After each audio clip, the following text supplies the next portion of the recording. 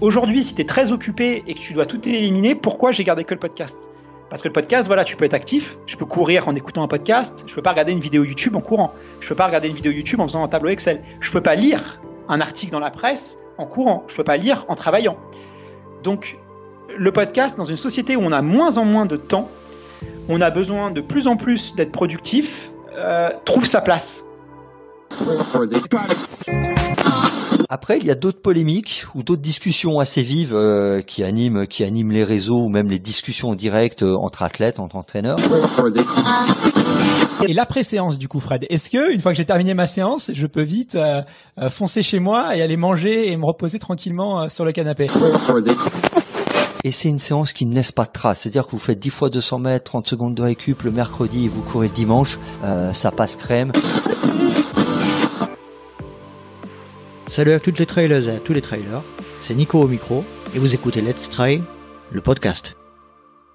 Pour ce projet consacré 100% à la pratique et à la communauté du trail running, j'ai décidé de partir à la rencontre des différentes personnalités qui constituent ce milieu. Trailers inconnus, organisateurs de courses, athlètes de très haut niveau ou encore figures médiatiques, je souhaite vous faire bénéficier de leur expérience à travers un entretien au format long qui me permettra de vous faire découvrir plusieurs aspects de mes invités et ainsi connaître leurs histoires, leurs peurs, leurs motivations et leurs petits secrets. Pour constituer une réelle communauté autour de ce projet, chers auditeurs, je vous demande de participer à votre manière en notant avec 5 étoiles et en mettant un petit commentaire sur Apple Podcast ou en vous inscrivant à la newsletter mensuelle. Et passons maintenant à la présentation de l'invité du jour. Dans cet épisode, je m'entretiens avec le créateur-animateur du podcast Dans la tête d'un coureur depuis novembre 2018. Pour ce podcast dédié à la course à pied et la préparation mentale, il est accompagné par l'entraîneur du Stade Français Athlétisme, Fred Belouz. Ce podcast, bien connu et reconnu dans la communauté des runners accro au podcast, il est le podcast à succès depuis sa création. Nous allons donc dans cet épisode évoquer son parcours, le moment où il a décidé de créer son podcast. Nous allons également parler de sa relation avec cette immense communauté qu'ils ont su fédérer autour de ce projet, et bien d'autres sujets. Je ne vais pas vous faire patienter plus longtemps, et je laisse place à ma conversation avec Guillaume Sio. Aujourd'hui, je suis avec Guillaume Sio. Guillaume, salut, je te remercie énormément de nous rejoindre sur le podcast. Merci pour ton invitation. Ravi aussi de passer de l'autre côté un peu de la barrière, parce que d'habitude, c'est moi qui pose des questions, et là, les rôles sont inversés. Alors déjà, Guillaume, est-ce que tu peux nous parler un petit peu de la situation actuelle liée au confinement et au coronavirus ? Donc ceux qui écouteront l'épisode après coup, on est actuellement au mois d'avril 2020, en pleine période du coronavirus. Est-ce que tu peux nous évoquer la situation te concernant ? Comment se passe le confinement pour toi ? Il se passe, je pense, comme beaucoup de personnes, en tout cas beaucoup d'urbains. Alors c'est vrai que c'est assez drôle parce qu'il y a peut-être des gens qui vont nous écouter dans 1 an, 2 ans, parce que tu sais que le podcast, c'est pas forcément un média qu'on consomme à chaud tout de suite. C'est un média qui vit sur la durée. Il y a des gens qui vont nous découvrir peut-être dans 1 an et demi, qui vont tomber sur ton podcast et qui vont écouter un peu tous les épisodes. Et à chaque fois, je me dis, ça va être curieux pour eux de repenser à cette époque. Donc, moi, je suis confiné en région parisienne, donc je suis à Levallois-Perret. Je me suis confiné un petit peu avant que le président Macron l'ait décrété, puisque moi, je suis d'origine italienne. Et donc, j'avais pas mal de famille en Italie.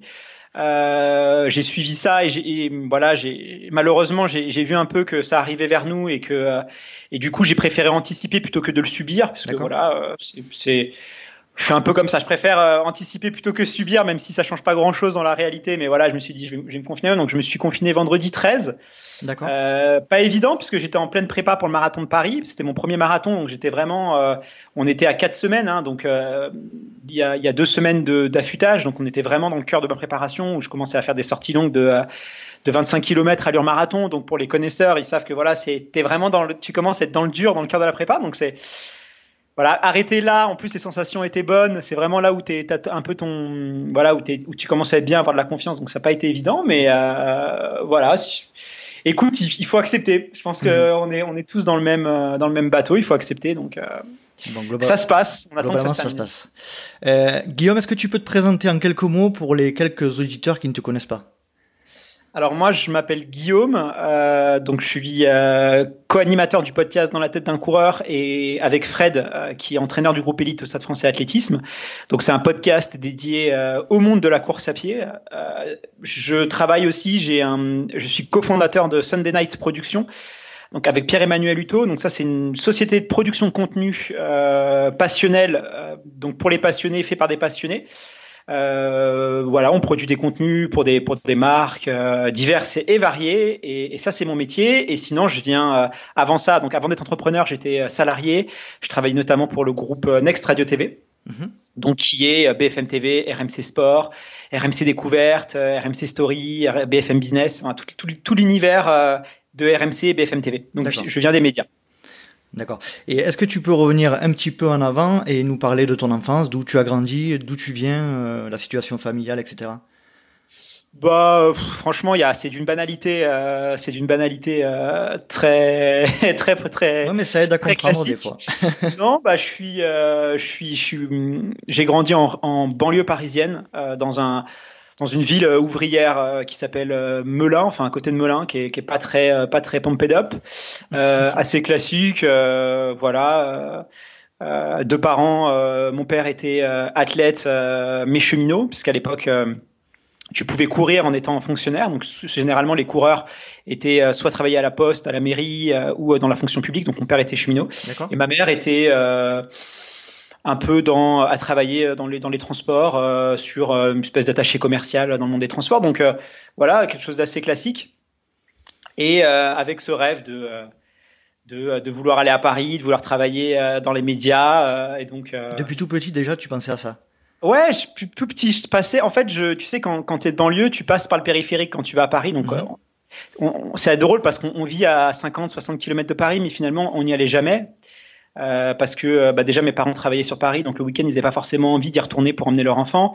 Moi, ça me faisait rêver. J'adorais Paris, les Champs-Élysées, la Tour Eiffel. Et quand tu arrivais sur le périphérique, donc tu arrives sur le périph', et tu passes, pour entrer dans Paris, tu passes, tu sais, t'as les immeubles, t'as la tour TF1, t'as la tour Microsoft, t'avais RMC, BFM TV, donc tu arrives, t'es plongé un peu comme ça dans l'économie parisienne, et moi ça me faisait rêver de voir ces tours, et je me disais, waouh, ça doit être trop bien de travailler chez Microsoft ou chez TF1, tu vois, donc j'avais ce rêve-là. J'étais très mauvais à l'école, donc c'était pas gagné sur le papier d'y rentrer, mais voilà, avec un peu de travail, avec de la pugnacité, et puis finalement, Est-ce que tu peux nous parler justement de cette période où tu es passé de ce rêve que tu avais au moment où ça s'est concrétisé, quoi? Bah là, on va un peu s'éloigner de la course à pied, mais ça a été assez long, hein, ça s'est fait sur 7-8 ans, mais tu travailles dans une petite structure, après une moyenne, après une plus grande, tu vois, en fait, c'est de la progression un peu. C'est comme dans la course à pied, tu commences sur une petite course, après une moyenne, après une plus grosse. Et si tu es régulier, tu es constant, tu t'entraînes avec sérieux, c'est exactement la même chose dans le monde professionnel en fait. C'est juste qu'il faut pas vouloir griller les étapes. Faut apprendre beaucoup être à l'écoute, beaucoup regarder ce que font les autres. Et finalement, c'est exactement les mêmes rouages que pour le sport. Et d'ailleurs, l'un a nourri l'autre, c'est-à-dire que je pense que ma relation avec le sport m'a beaucoup aidé dans ma relation au travail et inversement. Et plus j'ai travaillé sur les deux et plus j'étais performant sur les deux, parce que pour moi les deux sont corrélés. Et je pense que je suis pas le seul, hein, même beaucoup d'auditeurs à mon avis, peut-être toi aussi, ça aide, parce que sinon on le ferait pas, sinon on n'est pas des athlètes de haut niveau, on fait pas ça pour gagner notre vie. Pourtant on y investit beaucoup de temps, beaucoup d'énergie, beaucoup de sacrifices social aussi, parce que c'est du temps passé, c'est du temps que tu passes pas forcément avec ta femme, tes enfants. Donc forcément il faut que derrière tu puisses en tirer des bénéfices, sinon tu ne le ferais pas. Et je pense que le travail, en tout cas, c'est corrélé. Et d'ailleurs, il y a beaucoup d'entreprises aujourd'hui qui embauchent. On demande aux gens s'ils sont sportifs, s'ils sont marathoniens, s'ils sont trailleurs, parce qu'il y a beaucoup de chefs d'entreprise qui pensent que, effectivement, ces qualités qu'ils ont développées pour de l'ultra trail, pour des courses de longue distance, c'est encore plus vrai, sont très utiles dans le monde de la société. Donc, oui, pour moi, c'est lié. Et des fois, on ne s'en rend pas forcément compte. Mais quand on cherche un peu à l'analyser, à le décrypter, on voit des parallèles assez troublants. C'est clair, je confirme. Est-ce que tu peux nous parler du moment, du déclic où tu as décidé de créer ce podcast dans la tête d'un coureur? Alors, en fait... Parce que c'est toi qui a été l'instigateur de l'idée originale. Exactement. Alors, exactement, ouais. Je suis... alors, j'ai été inspiré par beaucoup de choses, hein, mais oui, j'ai eu cette envie-là. Tout simplement, j'étais passionné de course à pied, vraiment. C'est-à-dire que j'ai baigné dans la course à pied depuis tout petit, et c'est quelque chose qui m'intéressait énormément. Et malheureusement, en 2016-2017, j'avais envie de consommer du contenu. Je lisais déjà beaucoup de livres, je cherchais sur Internet beaucoup de documentaires. J'étais très très friand de contenu pour m'alimenter et pour me faire grandir dans ma pratique du sport, de la course à pied. Et un peu frustré de pas trouver ce que je voulais vraiment. C'est-à-dire que à cette époque-là, si tu cherchais du contenu d'actualité ou pour progresser, tu avais la presse spécialisée. Qu'il faut leur rendre hommage, parce que des titres aujourd'hui comme Jogging International ou tu vois toute la presse VO2, ce genre de choses, c'est des gens qui ont énormément contribué à l'époque pour populariser notre sport, mais qui avec l'arrivée du digital peut-être a perdu un certain souffle, a peut-être loupé un peu le coche du numérique. Et aussi de la transformation des coureurs, parce que le coureur d'aujourd'hui n'a rien à voir avec le coureur d'il y a 20 ans. C'est clair.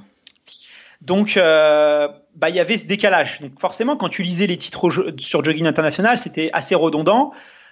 C'était très sur le coureur très, très débutant. Des fois même, j'avais l'impression d'être un peu infantilisé, où on disait, voilà, faut surtout pas se blesser, un marathon en 5 heures, le plaisir. Des éléments qui sont intéressants, mais tu vois, quand tu veux progresser, t'as pas forcément envie qu'on correspondait pas à ce que t'attendais des médias que tu lisais, quoi. Exactement. Et après, tu avais Internet, tu avais YouTube, mais les codes de YouTube, c'est très... alors, les 10 erreurs à ne pas faire, ou des choses un peu, tu sais, de derrière les fagots, un peu provocateurs. Il faut le repos, c'est ce qui va vous faire progresser. L'entraînement, c'est ce qui va vous faire dégraisser. Tu vois, des choses qui sont très... fait pour attirer le clic, parce que les créateurs de contenu s'adaptent au code du média, et le code de YouTube, c'est souvent ça, même si ça évolue. Mais c'était ça. C'est très cliché, en fait. Très cliché. Ouais, c'était très cliché. Et puis, très 10 minutes, 11 minutes. Tu te rends compte finalement qu'il te faut attendre 6 minutes pour vraiment avoir quelque chose qui aurait pu être dit en 2 minutes, quoi. Donc, de la frustration de pas trouver ce qui me correspondait vraiment en tant que coureur. Donc, je me suis dit, comme je travaille dans les médias et que je connaissais aussi un peu les codes, je me suis dit, écoute, si ça n'existe pas, tout simplement, crée-le, fais-le. Et donc, je me suis dit, voilà, qu'est-ce qui m'intéresse, moi, dans la course à pied ? Il y a le sport, il y a la pratique, comment progresser, ça m'intéresse, mais il y a aussi toute la partie mentale. Donc, le podcast qu'on a créé s'appelle Dans la tête d'un coureur. C'est pas un choix anodin, c'est parce que vraiment, on voulait se mettre dans la tête d'un coureur et s'intéresser à pourquoi les gens courent, quels bénéfices ils vont chercher en courant. Et finalement, est-ce que ce serait pas ça qui serait plus intéressant que le simple fait de courir ? Est-ce que ce serait pas finalement les capacités, les aptitudes mentales ou les qualités que tu vas développer ? Est-ce que ce serait pas intéressant de décortiquer un peu ça ? Et toute la partie préparation mentale, visualisation, sophrologie, toutes ces choses-là, finalement, c'était pas du tout abordé dans la presse spécialisée ou vraiment de manière très superflue. Parce qu'on reste sur de la motricité, de la récup, de la nutrition, et encore la nutrition, c'est vraiment dans les fondamentaux et on rentre pas vraiment dans les détails. Mais toute la partie mentale, elle est pas très développée. Donc pourquoi les gens courent ? Est-ce que ce serait pas intéressant de s'y intéresser à ça, les histoires humaines, les aventures ? Une personne qui avait un mode de vie très très sédentaire ou très festif. Du jour au lendemain, il a envie de changer pour devenir plus discipliné, plus sportif. Sa vie va changer. Qu'est-ce que ça va changer ? Il va se transformer physiquement. C'est intéressant de décortiquer ça. Donc, c'est ces histoires-là qu'on voulait raconter. Et du coup, voilà, j'en ai parlé à Fred et on l'a lancé, quoi. Et alors, justement, puisque tu parles de Fred, donc on parle de ton co-animateur qui est entraîneur au Stade Français Athlétisme, si je dis pas de bêtises. Est-ce que tu peux nous parler de ta relation avec Fred, depuis quand vous vous connaissez et que t'apporte-t-il dans ce podcast ? Alors Fred, c'est un personnage extrêmement important dans la tête d'un coureur. Moi en fait, j'ai tout de suite matché avec Fred. On n'est pas vraiment amis, je veux dire en dehors de la course à pied. On a vraiment des relations qui sont toujours liées à la course à pied. On va pas partir en vacances ensemble ou ce genre de choses, mais on a un lien très très fort en ce qui concerne la course à pied. Moi, ce qui m'a plu chez lui, en fait, j'ai côtoyé beaucoup d'entraîneurs, beaucoup de gens qui sont issus du monde professionnel de la course à pied. Et Fred, il avait cet élément de différenciant, c'est que c'était mon entraîneur. Et en fait, depuis déjà 2-3 ans. Et en fait, chaque année, ses entraînements étaient différents. C'est-à-dire que d'une saison à une autre, il va changer la manière d'entraîner, il va changer, tout va être un un peu, tu vois, va évoluer. Et c'est une personne qui a cette capacité, ce qui est pas forcément évident dans tout ce qui est lié au coaching, de pouvoir tout le temps remettre en question ses certitudes. Parce que tu vois, ça évolue, parce que il est curieux aussi, il a envie de tenter des choses, et donc c'est quelqu'un qui est en formation continue tout le temps. Donc il a pas de certitude, et il est capable de tout le temps rechallenger ce qu'il sait. Donc ça c'est hyper intéressant, parce que tu as plein de biais où finalement tu penses que tu as été formé, je sais pas, en 95, et puis voilà, tu t'es dit ça y est, j'ai mon diplôme, ça y est, j'ai entraîné des gens, et puis ça y est, je connais. Et donc t'es pas forcément challengé à tout le temps te renseigner. Et les recherches, les études, elles évoluent. Alors on réinvente pas la roue, hein. Faut pas croire non plus que la pratique elle a foncièrement changé, mais il y a certaines choses qui quand même, tu vois, on se rend compte qu'ont évolué. Donc c'est intéressant de travailler sur ça, sur comment est-ce qu'on peut faire évoluer l'entraînement, quelles sont les choses bien qu'on faisait, qu'on a arrêté de faire, quelles sont les choses débiles qu'on continue à faire. Tu vois, s'intéresser au passé, s'intéresser au futur, et pas me dire tout ce qui se faisait avant c'est nul, maintenant c'est ça, ou tout ce qui se fait maintenant c'est nul, c'est ce qui se faisait avant, mais justement d'aller chercher le meilleur dans tout, de confronter les choses et d'avoir ce côté un peu scientifique. Et c'est ce qu'il avait, Fred, et c'est ça qui m'intéressait, et c'est pour ça que je pensais qu'il avait vraiment quelque chose de nouveau à apporter au public. Ça a été une évidence en fait de demander à Fred de t'accompagner alors, dès le début. Ouais, j'ai pas... Si, ça a été une évidence. Je pense que le podcast ne se serait pas créé s'il n'y avait pas eu cette rencontre-là aussi. Après, aujourd'hui, ça évolue beaucoup et le podcast va évoluer. Et la promesse de départ va aussi évoluer parce qu'on est obligé de se réinventer aussi. Et puis les gens montent en compétences aussi parce que ils écoutent et du coup, ils se renseignent aussi. Ils ont évolué. Nous, quand on a connu nos premiers auditeurs, c'était il y a 2 ans. Penser qu'aujourd'hui notre auditeur il a le même niveau d'information qu'il y a 2 ans, c'est pas vrai parce qu'il s'est documenté auprès de nous, mais aussi il a lu des ouvrages, il a évolué, donc nous on doit évoluer aussi avec les gens et leur proposer des contenus qui soient de plus en plus pertinents pour eux. Donc ouais, ça a été après c'est pas un homme des médias, c'est pas quelqu'un qui avait l'habitude de parler, mais il s'est très vite habitué. Récemment j'ai vu que tu avais sorti un nouveau projet qui s'appelle 90 jours le défi végétarien. 2 questions. Où en es-tu en ce moment de ce projet-là et pour quelles raisons l'as-tu lancé ? Alors, le podcast 93 jours, il a été sorti début janvier. C'est un podcast incarné. En fait, c'est très simple. Pendant toute ma préparation pour le marathon de Paris, j'ai fait le choix de devenir végétarien. D'accord. C'est-à-dire de plus manger de protéines issues de la chair animale, donc poisson et viande. Je suis omnivore à la base et j'ai voulu tenter cette expérience pendant 93 jours, donc pendant les 3 mois de ma préparation marathon. Pourquoi ? Parce que on entend de plus en plus de choses sur les bienfaits de la nutrition dans la performance sportive et notamment du régime végétarien. C'est-à-dire que tu as eu des documentaires qui sont sortis, notamment je pense à The Game Changer qui est sorti sur Netflix, qui explique finalement qu'un athlète aurait tout à gagner en se passant de protéines issues de la chair animale. Il y a beaucoup de belles promesses qui sont faites autour de ça. Il y a beaucoup aussi d'avis contradictoires entre les gens qui pensent que c'est bien, d'autres qui pensent que c'est pas bien. Et c'est pas forcément évident de s'y retrouver. Puisque tu as des gens qui peuvent prôner ce type de régime parce que en fait, ils sont peut-être soucieux du bien-être de la cause animale et des enjeux environnementaux. Et donc, dire à des sportifs, si vous mangez plus de viande, vous allez augmenter vos performances. Ils savent très bien qu'en disant ce genre de choses, si tu veux, forcément, ça va être résonnant dans nos oreilles et que, tu vois, ça a des arguments qui vont faire mouche. Donc, c'est ça, on s'est dit, est-ce que finalement, c'est quoi vraiment les motivations qu'il y a derrière ? Est-ce que vraiment ces gens-là ont l'impression de s'améliorer ou est-ce qu'ils veulent plutôt défendre une cause et il y a un biais psychologique qui fait que… Et le meilleur moyen de le savoir, c'était de tenter l'aventure. Et toi, tu y pensais avant ce défi-là de devenir un jour végétarien ? Ça faisait longtemps que ça traînait dans ta tête ou pas ?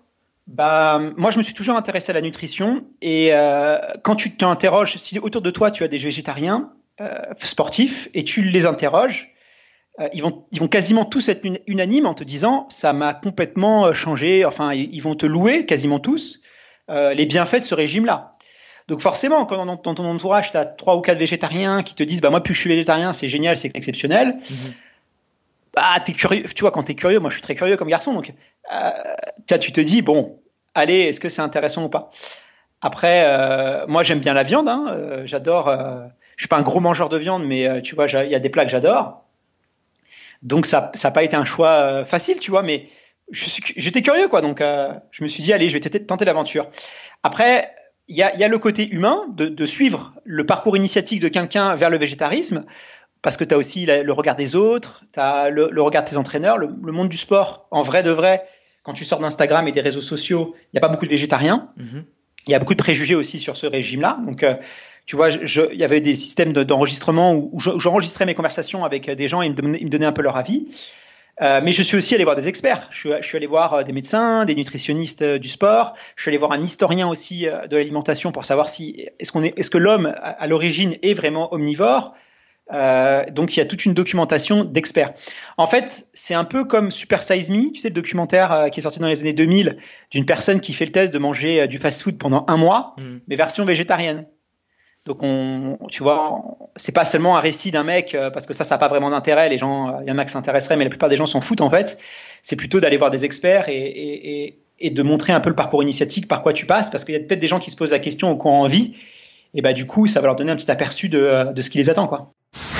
Tout le monde le sait, bien s'alimenter est l'une des clés de notre bien-être. D'ailleurs, dans le monde du sport, on cherche souvent à améliorer ses performances grâce à une bonne nutrition qui répond au mieux à nos besoins énergétiques. Paradoxalement, notre société occidentale souffre de plus en plus d'une recrudescence des maladies métaboliques liées à notre mode de vie et à notre alimentation. De nos jours, se nourrir ne demande presque plus aucun effort. Il nous suffit d'un smartphone et de quelques clics sur notre écran pour se faire livrer son repas en même pas 20 minutes chrono. Mais toute cette facilité pour se nourrir n'est pas sans conséquences sur notre organisme. Et face à la malbouffe, les végétariens sembleraient mieux armés pour préserver leur santé et améliorer leur performance. Et donc, où en es-tu en ce moment? Qu'en as-tu retiré de cette expérience-là? Alors là, c'est fini. Ça s'est terminé le 5 avril, donc la date, parce que je devais être végétarien jusqu'au marathon de Paris. Qui a été annulé. Qui a été annulé, ouais, pour info, pour les gens qui sont pas au courant, pour info.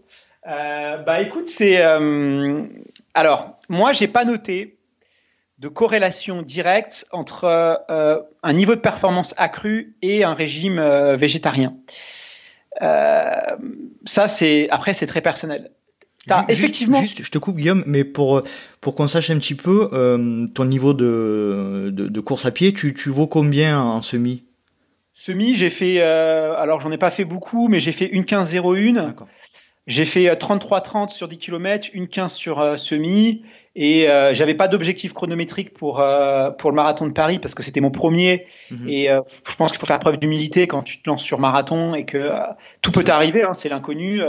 Surtout que moi, je suis pas du tout un spécialiste des longues distances, donc tu vois, je voulais pas me prendre la tête avec un chrono parce que voilà, le premier c'est pas ça, c'est t'habituer à la distance, te familiariser, mais t'es obligé quand même d'avoir obligé entre guillemets d'avoir une allure de référence pour ta préparation.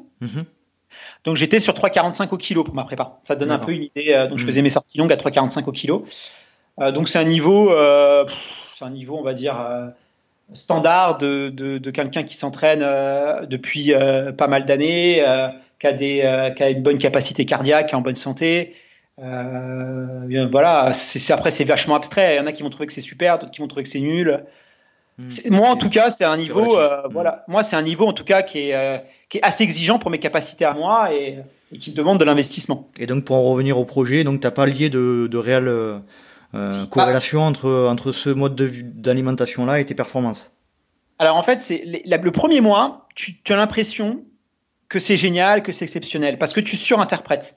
C'est comme quand tu achètes une paire de chaussures toute neuve, quand tu l'essayes et qui est un peu moderne, un peu, voilà, tu as un peu cette impression elle est géniale. Tu vois, tu cours avec, tu as l'impression de voler. Je pense que les premières personnes qui ont acheté des Hoka, par exemple, avaient cette impression-là, tu vois. Et puis, passé 3 semaines, tu te rends compte que finalement, tu relativises un peu avec le recul et tu te dis, bon, oui, c'est une bonne chaussure, mais bon, est-ce que vraiment quelle était la part du psychologique, tu vois? Donc, moi, ça, je l'ai constaté. C'est-à-dire qu'au début, j'avais vraiment cet enthousiasme, cette impression de légèreté, cette impression d'avoir une vraie force par rapport aux autres qui s'est diluée au fur et à mesure. Par contre, là où j'ai noté une amélioration qui est pour moi là qui est pas du tout que tu peux pas remettre en question parce que c'est quelque chose que tout le monde dit, que moi j'ai constaté et qui vraiment et qui est assez logique même quand on parle avec un nutritionniste, c'est que tu récupères beaucoup mieux. Tu récupères mieux parce qu'en fait les légumes tu les digères beaucoup plus vite et donc par exemple le soir je vais m'endormir beaucoup plus facilement.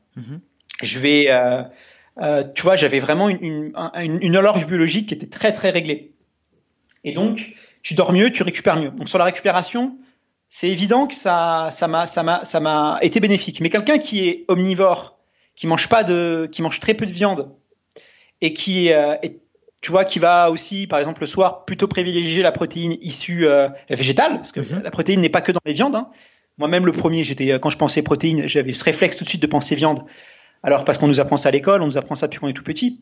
Alors qu'en fait, c'est débile. Il y a de la protéine dans les lentilles, dans les pois chiches, dans les pois chiches, dans tout ça. Et honnêtement, on est débile de concentrer uniquement notre protéine sur l'animal. Ça a été hyper bénéfique dans ma façon de me rééduquer, de me reformater. Et vraiment, ça m'a obligé à me challenger, à cuisiner différemment, à voir la nourriture différemment, à pas aller dans la facilité, parce que te faire cuire un steak, c'est la facilité. Hein. Ça prend 5 minutes. Hop, un peu de pâte, des trucs, en 20 minutes, tu as un plat qui est complet, qui est bien. Quand tu dois cuisiner, tu dois aller chercher tes légumes. Donc, ça te re-challenge complètement, ça te reformate. Et donc, ça a été une expérience ultra bénéfique. Mais après, il faut relativiser sur ce qu'on peut te dire. Par exemple, The Game Changer, dans ce documentaire où on te dit finalement que tu vas exploser tous tes records et tout, patati patata. Ça, je ne l'ai pas constaté. Sur moi, en tout cas. Après, voilà, ça a été une expérience géniale. Et c'est vraiment, ouais, ça a été un bing bang quoi, dans ma nutrition. Hein. Il y aura un avant et un après. Donc, tu es resté végétarien, du coup. Alors, tu sais, là, on est en confinement. Alors, j'ai remangé de la rillette. Tu vois, je dois le dire, j'ai remangé de la rillette parce que tu as besoin aussi un peu d'aliments réconfort. Voilà, je t'avoue qu'il y a comme tout le monde, hein, tu as des moments où tu te sens bien, des moments où tu vas moins bien dans une période de confinement. Et voilà, il y avait des petits plats comme ça qui me manquaient. Donc, j'ai remangé de la rillette. J'ai remangé aussi un tourne-dos. C'est tout, quoi. Et peut-être un petit morceau de saucisson aussi. Tu vois, mais ça, je te dis ça, c'est depuis 5 avril. Donc, aujourd'hui, j'ai réduit de 80% mes apports en protéines animales. Et je pense que je vais conserver ça. D'accord. Tu parlais tout à l'heure de ta préparation pour le marathon de Paris. Comment tu as vécu l'annulation de cette course psychologiquement, tout en rappelant bien sûr que, comme je le répète souvent, il y a plus grave que la course à pied et le marathon de Paris, mais comment tu as géré cette déception ? Ça n'a pas été évident, forcément, parce que déjà, il faut savoir que ça fait pas mal d'années que je cours. Enfin, pas mal d'années, ça doit faire rire les gens qui ont 40 ans et qui courent depuis qu'ils ont 13 ans. Mais bon, voilà. Ça fait combien de temps que tu cours ? Ça fait une dizaine d'années. D'accord. Ouais, une dizaine d'années que je cours, mais je cours 6 fois par semaine et en prépa marathon, je suis à 8 fois par semaine. Ah oui. Donc, pour te dire la place que ça occupe dans mon quotidien, donc c'est pour ça aussi. Et en fait, je n'osais pas aller sur marathon. Pendant très longtemps, je faisais des 10 km, des semis, et encore le semi, j'ai même mis du temps à y arriver, mais j'étais très coureur petite distance. Et le marathon me faisait peur. Clairement, ça me faisait peur parce que moi, mon papa faisait du haut niveau. Alors, pas du très haut niveau, mais faisait du haut niveau. Et il a arrêté sa carrière sur marathon parce que, en fait, il s'est dégoûté de la course à pied à travers le marathon parce qu'il s'enchaînait des kilomètres et des kilomètres de course. Il nous a eu, nous, on était très jeunes, donc il était aussi papa. À ce moment-là aussi, il travaillait de plus en plus. Il a voulu un peu tout faire rentrer et en fait, le marathon l'a dégoûté de la course à pied. Donc moi déjà, j'ai su que mon père avait arrêté de courir parce qu'il a complètement arrêté de courir après une déception au marathon. Il l'a fait en 2h34, mais il a fait 2 km quasiment en marchant. Hein, donc il était quand même sur des bases beaucoup plus rapides. Mais voilà, il a complètement explosé. Bon, à l'époque, il ravitaillait pas. Tu sais, sur la nutrition, il commençait à se ravitailler à 20 km. Il tapait des... voilà, Au niveau nutrition, il n'était pas du tout sensibilisé comme maintenant. Donc, il y a plein d'erreurs aujourd'hui. Qui sait qu'il a fait après coup. Mais voilà, ça me faisait peur. Et je voyais aussi beaucoup de gens qui s'entraînaient et qui me disaient, dans mon métier, tu sais, on rencontre aussi des athlètes de haut niveau, on interview et ils me disent, c'est vrai, le marathon, c'est dur, t'as mal aux jambes. Donc, j'étais assez terrorisé par cette montagne à franchir. Et donc pendant très longtemps, je me suis dit c'est pas pour moi, j'y arriverai pas. Je suis pas légitime aussi parce que j'ai pas assez de talent. Parce que pendant longtemps aussi le marathon, t'entends que le marathon c'est vraiment voilà, il faut déjà avoir couru plein de choses, c'est réservé aux experts. J'avais aussi c'est débile hein, mais ce truc qu'on m'avait mis dans la tête qui est complètement débile et qui est faux de dire que finalement tu vois, il faut avoir un sacré level avant de pouvoir aller sur cette distance-là. Donc me sentir pas forcément légitime. Et donc il y avait ce côté-là que finalement bah tu vois, c'est pas pour toi. Ce qui est débile, hein, c'est bah tu vois, là ça y est, tu t'es décidé à le faire, ça y est, tu t'es dit c'est bon, j'y vais, je me lance, je vais dans le grand bain, et puis bah tu vois, ça a pas lieu, donc tu vas pas le faire. Donc tu vois, j'avais ce côté-là un peu qui est débile, hein, parce que comme si c'était, tu vois, à cause de, c'est complètement, t'es pas rationnel, hein, c'est complètement débile. Et ouais, c'est ce sentiment. Cette colère, ces sentiments d'injustice, chercher des coupables aussi, parce que tu sais au début on comprenait pas pourquoi on annulait les courses à pied et pas les matchs de foot, pas le mondial, il y avait le salon de l'agriculture, tu vois, qui se tenait alors qu'on avait annulé le semi-marathon de Paris. Et je pense que malheureusement on est plein de projections, on est plein de on veut contrôler un peu le futur, on est plein d'attentes par rapport à l'avenir. Et finalement, bah, tu vois, ces projections, elles n'ont pas de sens parce que les choses qui doivent arriver arrivent et ça se passera que l'on le veuille ou qu'on le veuille pas. Alors être en colère, être énervé, ça sert à rien. Nos attentes, tu vois, c'est que près de nous-mêmes. Et toi, tu t'es vite fait une raison ou ça a pris du temps? J'ai anticipé la chose, c'est-à-dire que le 13 mars, en fait, au début, tu cherches des alternatives. Donc, c'est-à-dire j'ai toujours voulu aussi anticiper. Tiens, j'ai vu que le marathon de Paris allait peut-être être annulé, donc j'ai cherché un marathon plus petit. Je me suis inscrit sur le marathon de Cheverny. Et puis à un moment donné, tu te dis en fait, sois cohérent. On croit toujours la vérité qui nous arrange. Donc on veut toujours s'imaginer que notre course va avoir lieu, que celle-là, oui, mais si tu veux, la vérité qui nous arrange, c'est toujours celle sur laquelle on se raccroche. Donc j'ai fait un travail psychologique en me disant voilà, objectivement, vraiment, tu sais que c'est mort, donc va au-devant, accepte les choses et voilà. Et en fait, c'est comme ça, c'est pas autrement. Et concentre-toi sur ce que tu peux avoir sur les choses sur lesquelles tu peux avoir un impact et accepte les choses sur lesquelles tu peux pas avoir d'impact. Donc, qu'est-ce que tu peux avoir comme impact? Bah, tu vois, t'es pas très fort en renforcement musculaire, t'as vachement négligé tout ce qui est abdos, gainage, PPG. Donc tu vas devenir un pro de la PPG, tu vas devenir un pro de l'étirement, un pro de l'assouplissement. Et donc, bah, tu vois, tu voulais faire du yoga parce que le yoga, c'est génial pour un coureur. On n'en parle pas assez, mais l'assouplissement, c'est génial. Mais comme moi, je suis souple comme un éléphant, bah, arrête de te dire, bah, ça, c'est une excuse. Travaille, fais comme tout le monde. Et puis, tu verras que tu vas devenir tu vas progresser dans ça et ce sera génial. C'est clair. On parlait avec Pascal Balducci, le coach en trail running que j'ai reçu récemment. Il faut profiter de cette période, et c'est mon cas aussi, hein, pour faire des choses comme tu disais, qu'on faisait pas du tout et qui sont bénéfiques pour se recentrer, pour être plus sage entre guillemets, pour que le corps soit plus résistant et je pense que ça va amener énormément de côtés positifs à notre pratique et à notre corps. Hein. Ça c'est clair. Hein. Et tout de suite, hein, quelqu'un qui ne faisait pas suffisamment de renforcement musculaire, c'est-à-dire travail sur renforcement ischio, quadriceps, assouplissement, ceinture abdominale, quelqu'un qui ne faisait pas ça, qui va le travailler vraiment sérieusement, quand il va reprendre la course à pied en extérieur, tout de suite, il va voir que sa foulée va être différente. Alors évidemment, il va asphyxier, il va avoir le goût de sang dans la bouche et il va se sentir très nul parce qu'il n'aura plus de capacité aérobique ou très faible. C'est pas avec de la corde à sauter ou ce genre de choses que voilà, tu vas quand même avoir du fond. Mais il va tout de suite voir qu'il a une motricité. Il va voir les bénéfices de tout ça en fait. Une tenue verticale. Ouais.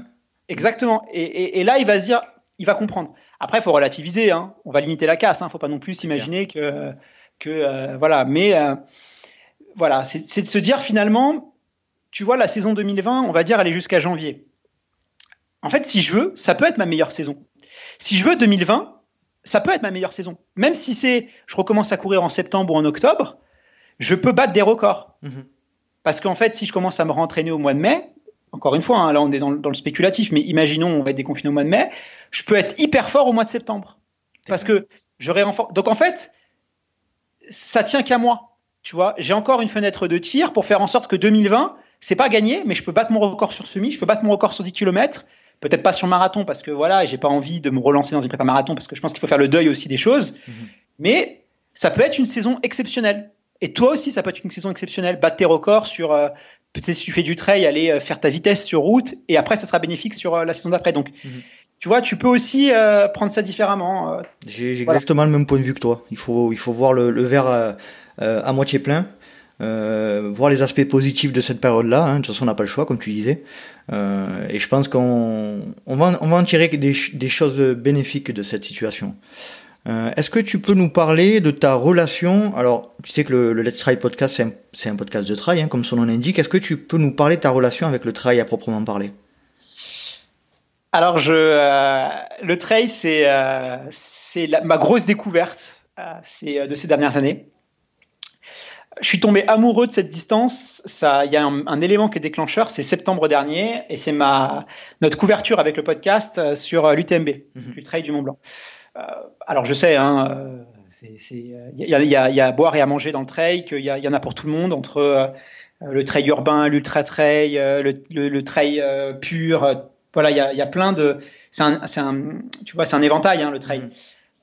Mais moi, j'ai été complètement, tu vois, choqué, bouleversé dans mon approche de la course à pied, parce que j'ai vu une course spectaculaire, c'est-à-dire avec un public. Le public sur la course sur route, c'est des gens qui viennent supporter leur famille, leurs proches. Là, j'ai vu des gens qui venaient supporter alors qu'il n'y a personne qui court. Tu vois, moi, ça avait quelque chose qui n'allait pas. J'ai vu des centaines de personnes, des dizaines de milliers de personnes sur le parcours, mais comme un biathlon, comme une course de Formule 1. Comme le Tour de France, par exemple. Comme le Tour de France. Ça, c'est des choses que j'avais vues nulle part. Et tu ne connaissais pas cette... Pas du tout. Communauté-là jusqu'au moment où tu es allé à l'UTMB, alors? Alors, je le connaissais sur le stade d'athlétisme. C'est-à-dire que oui, tu vois des stades quand tu vas au championnat d'Europe, au championnat du monde, aux Jeux Olympiques. Tu as des stades remplis de supporters. Mais c'est dans le stade. Dans le hors-stade, tu as les riverains qui sont là à la rigueur parce que tu as le papy, la mamie dans la course du village qui viennent voir parce que c'est l'activité. Mais c'est pas des gens qui prennent leur voiture et qui font 50 km, voire même des personnes qui viennent de Paris à les supporter. Tu vois, la passion, elle est là, elle est débordante. Tu vois aussi cette course, les rebondissements, la gestion, les aptitudes, les qualités qui sont complètement différentes. Le mental aussi n'est pas du tout le même que sur la course sur route. Donc finalement, en fait, ça m'a apporté un vent de fraîcheur, de renouveau que tu vois, qui m'a assez marqué. Et j'ai fait un trail, j'ai fait un petit trail de 30 km qui s'appelle la course le trail de l'Espelette, qui est dans le Pays Basque. Je ne sais pas si tu connais, mais qui est une course très sympa. Je ne connais pas, non.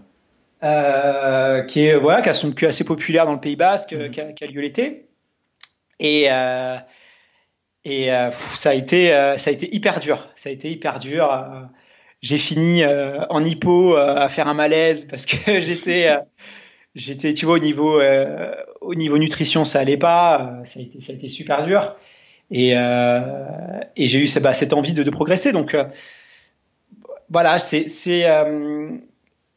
va évoluer énormément, je pense, le trail. Aujourd'hui, on en est au début, aux prémices. C'est quelque chose qui va, et encore aujourd'hui, avec le confinement, je pense que c'est encore une discipline, ce besoin de connecter avec la nature, sortir des sentiers battus, off-road, c'est quelque chose qui va se développer. Et c'est très bien. Enfin, moi, je pense que c'est quelque chose de très, très bien. Et qui va s'ouvrir à beaucoup plus de monde. Tu vois, c'est toute la nouvelle génération de coureurs. Aujourd'hui, si tu as 20 ans, un coureur de 20 ans qui commence la course à pied, si tu veux, il va faire des courses sur route en septembre-octobre. Ensuite, au mois de juin, il va aller faire peut-être un triathlon. L'été, il va aller faire un trail. Et tu vois, tu vas être beaucoup plus éclectique dans ton approche de la course à pied. Et ça, c'est quelque chose qui est super parce que si tu veux, tu as besoin de changer tes habitudes pour pas te lasser. En fait, tu as besoin d'aller vers de nouvelles sensations, couvrir de nouvelles choses, te perfectionner. Et donc. Et toi, tu ressens ça, cette envie de découvrir une autre version de la course à pied, du coup, en ayant découvert le trail? Je pense que je suis pas le seul. Hein. Ouais, si tu vois aujourd'hui sur les trails, tu as des gens qui font des marathons, tu as des gens qui font des semis, tu as des gens qui font des trails. les gens qui font que du mono, c'est-à-dire des gens qui vont faire que du marathon ou que du trail, ils sont de moins en moins nombreux quand même. Donc, t'en as encore, mais tu vois, c'est vachement cool de te dire, tu vois, l'été, je vais sortir, je vais aller courir en pleine nature. Après, l'hiver, je vais me mettre plutôt sur des courses sur ville. C'est vachement complémentaire. C'est super enrichissant, non, d'avoir cette approche-là. C'est clair. Puisque tu parlais, on en parlait un petit peu juste avant l'enregistrement tous les deux. Alors, en toute sincérité, je suis un peu mal placé pour parler puisque le podcast que j'anime est revendiqué 100% trail, donc je suis peut-être pas la meilleure personne pour en parler, mais je pense qu'il y a quelque chose qui tient à cœur, c'est l'aspect communauté et l'aspect clivage entre courses sur route, trail, etc. Est-ce que tu peux nous parler de ton point de vue par rapport à ça? Alors en fait, t'as l'aspect communauté que j'adore et t'as l'aspect communautaire que j'aime moins, en fait. Ça, c'est quelque chose que j'ai constaté, c'est-à-dire que malheureusement, on est un peu comme ça en tant qu'humain, c'est qu'on a tendance à vouloir créer... on est un peu tribal en fait, tu vois, dans notre approche, humainement, on est assez tribal, on aime bien les groupes, on aime bien les communautés, on aime bien les cases, on aime bien les étiquettes. Et finalement, le revers de ça, c'est qu'on a tendance un peu à se renfermer sur soi-même. Et c'est quelque chose qu'on constate et qui malheureusement peut-être est en tout cas c'est mon point de vue à moi. Hein, c'est hyper personnel. Hein, je dis pas que c'est ça. J'ai pas la science infuse. C'est que mon ressenti hyper perso. Mais malheureusement, il y a de plus en plus de groupes, de communautés qui se referment sur eux-mêmes. Et je pense que c'est dommage parce qu'aujourd'hui, tu vois cette nouvelle génération de coureurs, elle va arriver que vous le vouliez ou que vous le vouliez pas. Et c'est des gens qui sont vachement éclectiques. Et je pense que c'est une bonne chose et que aujourd'hui on peut apprendre des uns des autres. Tu peux apprendre avec un triathlète, tu peux apprendre avec un trailer, tu peux apprendre avec un mec qui fait que de la piste, tu peux apprendre avec un mec qui fait que du 10 km. Mets-les ensemble, fais-les échanger et tu vas voir que tu vas avoir des conversations passionnantes. Et que le coureur sur route peut apprendre du trailer, le trailer peut apprendre du coureur sur route, on peut apprendre des triathlètes. Et que c'est excitant de mélanger cette communauté-là. Et c'est ce qu'on a voulu, nous, avec Dans la tête d'un coureur. Même s'il faut des podcasts spécialisés, de rentrer dans le fond des sujets, c'est pas ça que je dis, mais il faut aussi des ponts entre les voilà, des passerelles. Et c'est ce qu'on veut dans la tête d'un coureur. On a reçu Xavier Thévenard, on a reçu, tu vois, et on essaye de recevoir plus de grands trailers. C'est pas évident parce que justement, il y a ce côté très fermé, et on essaye de casser ça. On essaye de dire aux gens, non, mais parlez, soyez global. Et aujourd'hui, tu vois, une marque comme Salomon, aujourd'hui, s'ouvre de plus en plus parce qu'ils ont compris que c'était vital pour leur survie, en fait. Et que si tu veux pérenniser quelque chose dans la durée, tu es obligé de t'ouvrir, tu es obligé d'être projeté sur l'avenir parce que sinon, tu vas devenir très réac, tu vas décroître. Et tu vois, c'est relou, quoi. C'est que moi, c'est comme les mecs, quand je vois un mec d'il y a 20 ans qui me dit « Ah, le marathon, le machin, nous, le marathon, tu vois ». Tu vois, c'est assez aigre, en fait, tu vois. Et moi, ça me gêne. Donc, je pense que vraiment, on doit faire attention à ça. Aujourd'hui, on est tous des passionnés de course à pied, de dépassement de soi, parce que je pense qu'à travers, c'est surtout le dépassement de soi, que c'est génial de pouvoir parler, échanger les uns des autres, qu'on doit être bienveillant aussi. On a tous débuté, c'est pareil. C'est-à-dire que moi, j'ai commencé, aujourd'hui, je fais championnat de France de course à pied, mais j'ai commencé comme tout le monde. Je faisais 51 km, j'ai fait plein d'erreurs. Il y a plein de choses que j'ai faites et je vais pas regarder un mec qui vient de débuter. Tu vois, j'ai un copain, un ancien collègue de travail qui débute, qui fait toutes les erreurs que j'ai faites. Je vais pas le regarder avec condescendante en lui disant non mais attends, t'es un jogger du dimanche et tout, parce que en fait on commence tous, on débute tous, on fait tous des erreurs. L'idée justement c'est de pouvoir accompagner ces gens-là. Et tu vois, bah ouais, il y a peut-être des gens qui vont commencer sur les côtes-rails de Paris. Peut-être que nous on va trouver ça un peu maladroit. Mais soyons bienveillants, tu vois. On va pas les humilier, on va pas essayer de les dégoûter parce que tu vois, c'est quoi après, c'est le bon trailer, le mauvais trailer, c'est clair. Je pense qu'il y a assez de clivages comme ça dans le monde, il y a assez de choses, tu vois, qui divisent les gens. Là, on parle de passion, on parle de choses qui sont profondes, qui nous touchent. Soyons ouverts, quoi. Peut-être il y en a qui vont trouver que je suis un bisounours. Je partage absolument ce que tu dis. Mais ouais, soyons ouverts, voyons pas les autres comme des adversaires. Voilà. Enfin, moi, c'est quelque chose qui m'anime, qui est profond pour moi, et plus je pourrais faire échanger les gens, les faire rencontrer, et je serais ravi de faire un plateau avec avec un Jimmy Gressier, avec un François Daen, avec un Vincent Louis, je suis sûr que l'émission, elle serait géniale, tu vois, elle serait top. Et les débutants, faut les accompagner, faut pas les stigmatiser, faut pas les humilier. Et des fois, ça me fait de la peine quand je vois sur Internet l'acharnement que peuvent avoir certaines personnes. Et je pense d'ailleurs que ça dévoile aussi quelque chose, hein, parce que t'as aussi le mec qui était pas sportif, peut-être qui picolait, qui fumait un peu, et qui finalement est devenu sportif et maintenant regarde un peu avec condescendance les autres. Rappelle-toi d'où tu viens. C'est le syndrome de l'ancien fumeur. Ouais, mais c'est ça. Et rappelle-toi et justement, dis-toi, bah ouais, tout le monde fait des erreurs et justement, essaye d'être positif et d'accompagner et pas humilier les gens. Et des fois, tu vois des choses méchantes sur Internet, c'est vraiment sur le trail, c'est ça, sur le triathlon, t'en vois aussi, sur la course sur route, t'en vois aussi. Et interrogeons-nous sur pourquoi on fait ça et est-ce que c'est bien de le faire. Voilà. Après. Je partage absolument ton point de vue, même si je le dis, je le répète, mon podcast est un podcast exclusivement de trail. Mon objectif n'est pas de créer des clans ou des communautés ou quoi que ce soit, mais vraiment d'être dans la bienveillance comme tu le dis, quoi. C'est clair. Est-ce qu'on peut revenir un petit peu dans la tête d'un coureur? J'aurais aimé savoir comment tu sélectionnes ou comment vous sélectionnez avec Fred vos invités et quelle première qualité tu mets au-dessus de tout. L'histoire humaine. L'histoire humaine avant toute chose, c'est pas la performance. Ça, c'est-à-dire que c'est pas l'audience aussi, parce qu'aujourd'hui, je vois malheureusement trop. Tu vois, c'est pas.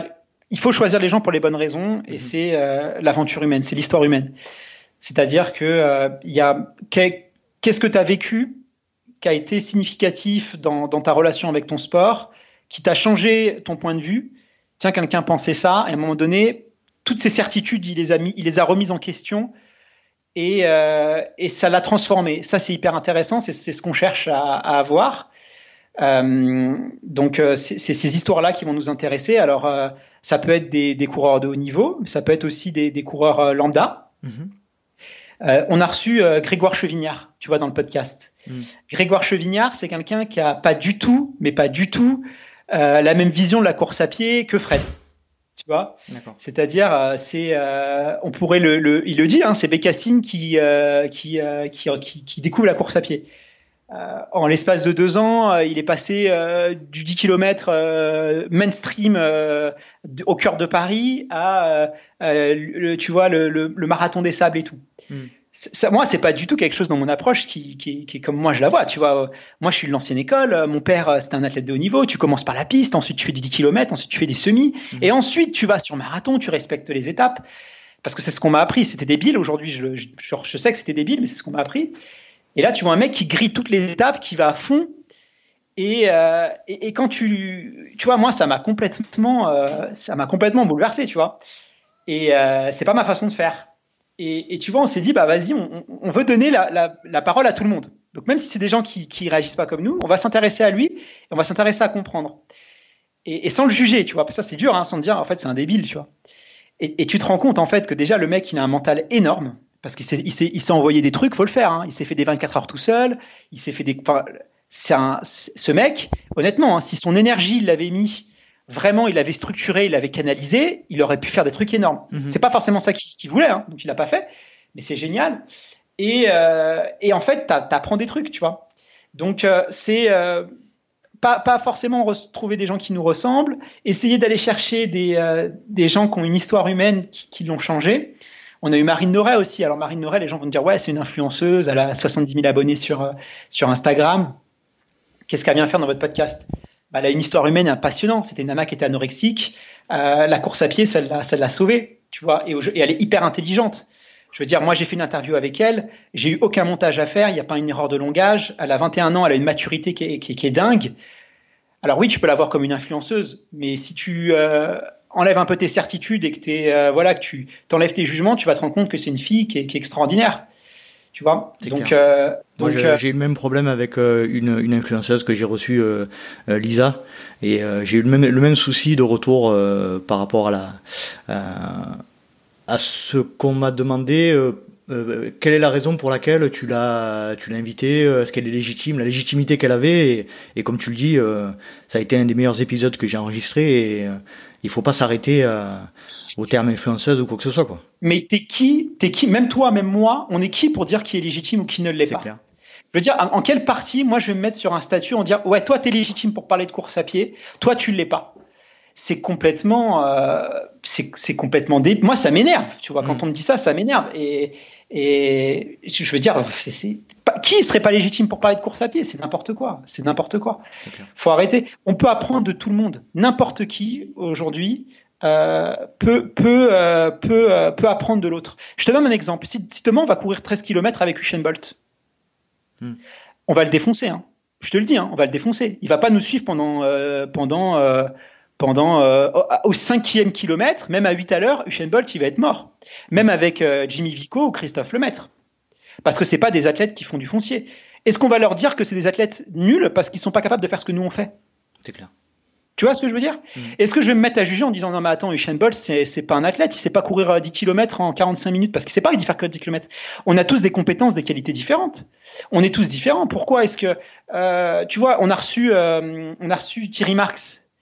Je vais te dire, tous les athlètes de haut niveau, ils me parlent pas des autres athlètes qu'on a reçus, ils me parlent de Thierry Marx. Combien d'athlètes de haut niveau m'ont parlé de Marine Noret? Les athlètes de haut niveau eux-mêmes, ils sont hyper bienveillants avec ces gens-là. Moi, les remarques que j'ai quand on me dit c'est des influenceurs, c'est pas des athlètes de haut niveau. Hein. C'est des gens qui courent, qui ont un niveau médian et qui se permettent de juger les autres. C'est jamais ça, tu vois. Donc, honnêtement, moi, je suis pas légitime pour dire. Et franchement, le mec qui me dit moi, je suis légitime pour dire qui est légitime et qui ne l'est pas. C'est hyper présomptueux, quoi. Hyper présomptueux, tu vois. C'est pas ça la course à pied, quoi. Dans ces cas-là, tu donnes la parole qu'au meilleur, et au meilleur après t'as plein de dérives aussi. Tu vois, t'as tous les questions du dopage. De toute façon, t'auras toujours des gens qui vont te dire après, tu donnes la main au meilleur, ils vont te dire ouais, mais tu donnes la période des gens. Il y a le dopage, il y a ci, il y a ça, tu vois. Non, c'est l'humain. C'est qu'est-ce que le mec il va transmettre. C'est quoi ses valeurs, c'est quoi sa relation. Et moi, pour moi, les gens que j'admire le plus, tu sais, c'est qui? C'est les gens qui sont dans la continuité. C'est des gens qui courent depuis 40 ans. Parce que c'est facile de courir pendant 2-3 ans, de faire toutes les courses, de t'entraîner comme un bœuf et de te dégoûter de la course à pied, on ne voit plus après pendant 3 ans. T'as des gens, ça fait 50 ans qu'ils courent. Ah, le mec, ces gens-là, moi, j'ai passionné des tripes, quoi. C'est ça, moi, c'est ces gens-là. Moi, si j'ai envie de ressembler à quelqu'un, j'ai pas envie de ressembler au mec qui va cartonner pendant 5 ans et puis après qu'on va plus jamais voir. Parce que t'en as plein dans la course à pied que tu vois. T'as des gens qui font des vraies carrières sur 15 ans, 20 ans, mais c'est une minorité. Moi, ce qui m'impressionne, c'est les gens qui courent depuis 50 ans. C'est ça qui m'impressionne aussi, donc... C'est clair. Donc voilà, quoi. Que t'apporte le plus le podcast? Les rencontres, pouvoir discuter, échanger avec des gens passionnants de tout horizon, du trail, de la course, l'éclectisme, c'est ça ça m'apporte le plus. L'apprentissage, parce que je pense aussi que c'est le meilleur moyen d'apprendre, c'est d'enseigner aussi. Tu sais, je pense que voilà, c'est la transmission, c'est quelque chose qui te force à être pédagogue, qui te force voilà, t'apprends énormément. Et puis voilà, me bousculer dans mes certitudes, comme je t'ai dit, tu vois, sur Grégoire Chevignard. Honnêtement, quand j'ai lu son livre, je me suis dit, waouh, qui c'est, quoi? C'est un truc de ouf, son histoire. Mais franchement, j'étais là, waouh. Et je me suis même dit, est-ce que c'est pas dangereux de donner la parole à quelqu'un comme ça? Tu vois? Parce que c'est dangereux de courir un ultra avec très peu d'expérience. C'est-à-dire qu'à un moment donné, tu as une responsabilité. On a 40 000 personnes qui nous écoutent sur les épisodes. Aujourd'hui, on est le plus gros podcast de sport. J'ai pas envie que des gens qui courent depuis 1 an, 2 ans se lancent dans des gros trucs parce que j'ai pas envie qu'ils mettent leur santé en danger, en fait. Est-ce que c'est pas dangereux tu vois, c'est les questions qu'on s'est posées avec Fred. Et finalement, en l'écoutant, en discutant avec lui, en cherchant à le comprendre, tu vois, on s'est dit ah ouais, ce mec, il est hyper intéressant, en fait, tu vois. Et ça, t'es bousculé dans tes a priori. Tu pars avec un a priori, tu te dis, allez, je fais l'effort de te mettre tout ça de côté, d'être bienveillant, de l'écouter de manière sincère, en voulant vraiment le comprendre. Parce que le podcast, c'est ça, c'est que t'écoutes. Tu vois, un podcast, les auditeurs, là, ils nous écoutent. T'es hyper attentif quand t'écoutes Même toi, je suis sûr, quand tu fais tes interviews, que tu les réécoutes après, que t'es dans une logique de vraiment d'être dans l'écoute, ton cerveau, il est pas pareil. C'est clair. Donc vraiment être dans l'écoute, et de mettre de côté tes a priori, c'est un super exercice parce qu'en fait, tu évolues vachement et tu grandis, quoi. Donc c'est ça que ça m'aide. Comment tu vois l'avenir du podcast ? Alors je le vois très je le vois, ça va exploser pour moi, c'est évident. Je vais donner un exemple. En fait, l'idée aussi de venir sur le podcast, ça m'est venu quand je travaillais chez BFM TV. Chez BFM TV, donc moi j'étais sur la partie commerciale et on devait faire, donc chaque année, on doit faire un espèce de business plan qui te dit voilà comment je vais faire pour augmenter mes revenus de 2 millions, 3 millions d'euros. Quel est mon secteur? C'était l'automobile. Donc ça va être quoi les éléments structurels qui vont m'aider à développer mon chiffre d'affaires? Quelles moi les actions que je vais mettre en œuvre pour répondre à ces évolutions structurelles du marché? Et je dois aussi travailler sur mon chiffre d'affaires. Donc, c'est énormément de travail. C'est une étude de marché, c'est d'aller voir les services marketing, de mettre en place des actions. C'est pendant 1 mois et demi, tu vas travailler de manière hyper intensive pour construire ton chiffre d'affaires sur l'année. Et du coup, qu'est-ce que j'ai fait? Je suis rentré chez moi, je travaillais nuit et jour quasiment. Je courais encore, mais vraiment, c'était les seules choses que je faisais à côté. Et je me suis dit, il faut que j'enlève toutes les distractions. Donc, j'ai coupé Internet, j'ai coupé les réseaux sociaux, j'ai coupé YouTube, parce que tu procrastines en regardant ça et que, tu vois, voilà. Et le seul truc que j'ai gardé, en fait, c'est le podcast. C'est le seul truc que j'ai gardé. Pourquoi? Parce que j'apprenais vachement avec le podcast. J'écoutais des podcasts entrepreneuriales.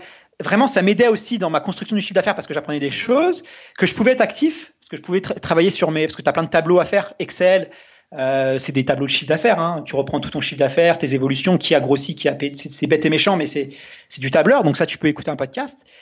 Et je me suis dit, finalement, aujourd'hui, si tu es très occupé et que tu dois tout éliminer, pourquoi j'ai gardé que le podcast? Parce que le podcast, voilà, tu peux être actif. Je peux courir en écoutant un podcast. Je peux pas regarder une vidéo YouTube en courant. Je peux pas regarder une vidéo YouTube en faisant un tableau Excel. Je peux pas lire un article dans la presse en courant. Je peux pas lire en travaillant. Donc, le podcast, dans une société où on a moins en moins de temps, on a besoin de plus en plus d'être productif, trouve sa place. C'est un média aussi qui apporte beaucoup de valeur. YouTube, tu vas regarder une vidéo qui va t'apporter de la valeur, mais avec les suggestions, les machins, tu vas vite te retrouver sur une vidéo de chat. Donc c'est un métier qui te tire pas vraiment vers le haut, tu vois. C'est de plus en plus dur de lire parce que malheureusement, avec les réseaux sociaux, le téléphone, les écrans, le cerveau, il est de moins en moins stimulé par la lecture. Malheureusement, moi, aujourd'hui, voilà, je lis beaucoup, mais je vois que je lis quand même moins qu'avant et je dois vraiment sanctuariser des moments dans ma journée où je lis parce que sinon, la concurrence fait que les gens, malheureusement, lisent de moins en moins. Et l'audio, voilà, quand tu es dans l'audio, t'es dans l'écoute, t'es vraiment dans une logique d'apprendre. Je ferme ma gueule et j'écoute. Et c'est génial. Et donc, voilà, ça correspond bien à... Les gens, aujourd'hui, ont besoin de fermer leur gueule, ont besoin d'écouter, ont besoin de pouvoir aussi, en moins de temps, ont besoin de pouvoir être actifs, faire autre chose dans les bouchons. Il y a plein de temps, en fait, morts, les transports en commun. Tu vois, c'est des temps qui sont des temps perdus. Et aujourd'hui, comment ces temps-là, on peut les mettre à profit, pas regarder une vidéo de chat ou pas écouter seulement de la musique parce que c'est bien, ça détend, mais à un moment donné, il faut aussi évoluer. Donc je pense que le podcast, ça. Je vais compléter ce que tu dis. Alors peut-être en anticipant, mais ce qui est hyper intéressant de mon point de vue au niveau du podcast, c'est le temps long. C'est-à-dire qu'aujourd'hui, on est dans une société, sans généraliser et sans être rabat-joie, mais on est dans une société où tout va beaucoup plus vite. Et le podcast reste de mon point de vue un des seuls moyens de communication où tu peux prendre le temps de parler, d'écouter, etc. C'est ce que tu disais tout à l'heure. Et ça, pour moi, ça n'a pas de prix. Aujourd'hui, j'ai beaucoup de retours où on me dit les épisodes sont trop longs, etc. Donc moi, je fais des épisodes entre 1h15 et 1h30. J'arrive pas à faire moins parce que pour moi, c'est de mon point de vue, c'est indispensable de rentrer dans un temps long de discussion. C'est ta force aussi. Il y a toujours des gens qui vont te dire c'est trop long, des gens qui vont te dire c'est trop court, des gens qui vont te ça tu fais des épisodes trop courts et on va te dire fais les choses comme tu aimes toi. C'est ça. Honnêtement, fais les choses comme tu aimes toi. Sois pas égoïste, écoute les reproches, écoute les remarques, mais sur le format, fais les choses comme tu aimes toi. Moi, j'ai donné un exemple. Il y a un podcast que j'écoutais pas du tout qui s'appelait Génération Do It Yourself, qui fait des épisodes de 2h15. Salut à Mathieu Stéphanie d'ailleurs. Salut à Mathieu Stéphanie, tu vois, j'ai eu l'occasion d'échanger aussi avec lui et tout. J'écoute, voilà, je les écoutais pas, quoi, ces podcasts. Franchement, je me disais, mais c'est pas possible. 2h15. Franchement, c'est pas humain de rester 2h. Moi, je suis hyper actif, je peux pas. À 2h15, c'est pas possible. Eh ben, en fait, c'est sa force aujourd'hui. C'est parce que maintenant, je l'écoute parce que tu vois, je l'ai mis de côté, j'écoutais autre chose. Mais à un moment donné, bon, bah, t'as fait le tour et t'as envie de nouvelles choses. Ou il va avoir un invité vraiment que j'ai envie d'écouter. Et tu vas te rendre compte que finalement, dans les podcasts entrepreneuriales, tu as souvent ce que j'appelle moi les trous dans la timeline. C'est-à-dire le mec qui va te dire bah voilà, j'avais rien et puis on a monté cette boîte, hop, on a fait 50 millions d'euros. Bon bah ça c'est dans tous les podcasts entrepreneurs, tu entends ça. D'accord, mais qu'est-ce qui s'est passé? Où il va te dire ah bah tiens, là on a fait faillite, j'ai dû remonter une boîte. OK, tu as fait faillite, quand tu fais faillite, personne ne te prêtait d'argent. Comment tu as fait pour remonter Enfin, tu vois, quand tu es vraiment dans le monde, et tu as ces trous qui sont frustrants parce que quand tu as 50 000, tu n'as pas le temps. Et avec son podcast, finalement, tu arrives vraiment il va vraiment, attends, là, t'es passé par là, donc là, on va prendre le temps, explique-moi ce qui s'est passé. Là, t'as ci, t'as ça. Et du coup, c'est un élément hyper différenciant par rapport aux autres. Sa promesse, elle est très différenciante par rapport aux autres. Son audience, elle est beaucoup plus qualitative. Je pense qu'aujourd'hui, si tu regardes l'audience de Génération Self, tu as beaucoup plus d'entrepreneurs, beaucoup plus de gens dans le cœur de cible qui l'écoutent qu'un podcast comme, je sais pas, Nouvelle École ou Le Gratin, qui sont des formats plus courts. Tu vois, Le Gratin, c'est écouté par essentiellement des gens qui sont salariés, pas forcément des entrepreneurs. Et du coup, en fait, tout le monde a sa place. Tous les formats ont leur place. J'écoute aussi des podcasts de 7 minutes. Donc, tout le monde a sa place sur le podcast. Donc, en fait, trouve ta place, en fait, c'est tout. Et n'écoute pas, ne cherche pas à faire comme un autre ou un tel. Donc, si toi, tu es à l'aise pour passer ce que tu aimes, de rentrer dans le fond des choses et de creuser avec tes invités, bah, c'est ton élément différenciant. Fais-le, quoi. Je vais te citer un exemple. Là, je me pose pas mal de questions effectivement sur le format du podcast. Et je me suis dit, bon, je vais essayer de faire un peu plus court. J'ai reçu Cécile Bertin. Là, c'est une femme que je sais pas si tu connais, qui est absolument fantastique, qui a des milliers de choses à raconter. J'ai pas réussi à faire moins d'1h20. J'ai pas réussi. Donc, partant de ce postulat-là, je me dis, bah, écoute, comme tu disais tout à l'heure, je fais ce qui me semble être bon. Et de toute manière, il faut faire ce qu'on aime. Après, comme tu disais, il faut écouter les gens, mais il faut faire en premier lieu ce qu'on aime, je pense. Ouais, c'est essentiel. Et structure bien. Après, c'est toi, tes compétences, de bien structurer, de bien thématiser tes parties.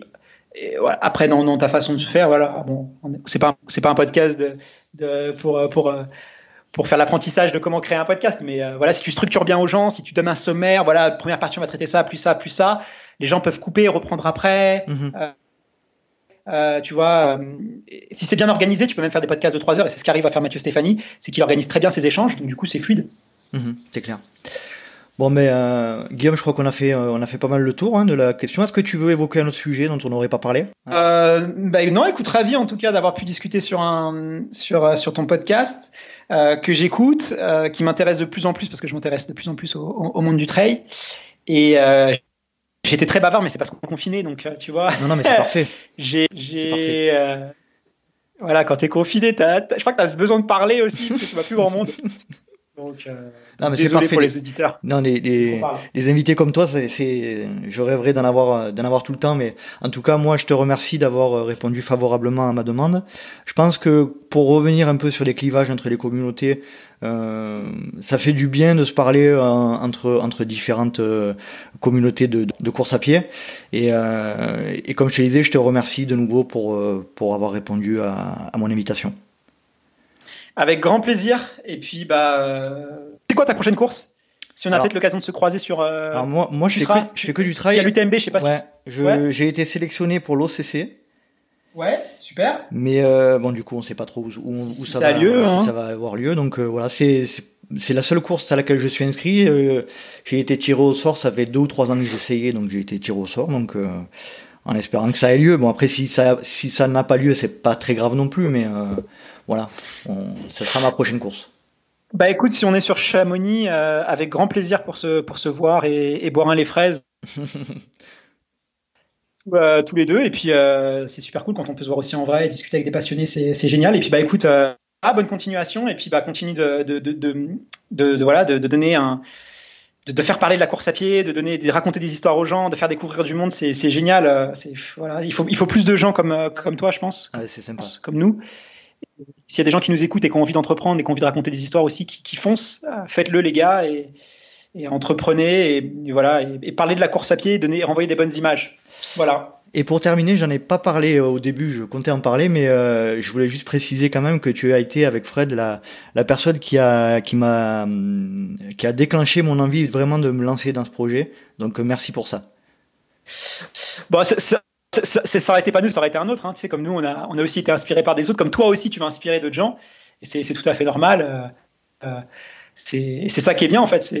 Tu vois, moi, j'ai écouté des podcasts entrepreneuriales qui m'ont donné envie de faire des podcasts de sport. Toi, tu nous as écoutés. Peut-être que des gens qui vont t'écouter. Puis c'est comme ça, la boucle. Et c'est ça qui est merveilleux, quoi. C'est pour ça que je dis aux gens, entreprenez. Il faut pas vouloir fermer, justement. Il faut vouloir ouvrir. Plus il y aura de podcasts, plus il y aura de gens qui vont écouter, et plus les gens vont se mélanger, et plus on va tous grossir, et c'est top. Ouais, d'accord. Guillaume, je te remercie énormément, et puis je te dis à bientôt en espérant se croiser sur l'UTMB s'il a lieu cette année. Ça marche, à très vite, salut. Allez, salut Guillaume, merci beaucoup. Salut. Et voilà, cet épisode est à présent terminé. J'espère que vous avez passé un agréable moment en compagnie de Guillaume Sio.